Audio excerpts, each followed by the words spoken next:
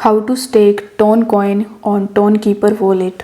For that, you need to first of all launch your Tonkeeper Wallet application. Over here on the home page, you will be able to see the sixth option, that would be of stake.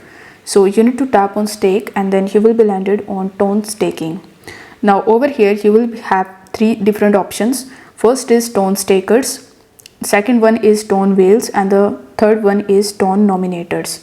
You will also be able to see the annual APY that you can earn by tapping on any of the options. Now for this video I'm gonna tap on the Ton stakers because they are giving some good amount of APY. So over here you need to just tap on the plus icon and here you need to just enter the amount. After that you need to tap on the stake option. This way you will be able to stake your Toncoin on the Tonkeeper wallet easily. If you find this video helpful, then don't forget to like it and subscribe to the channel. Thank you so much for watching.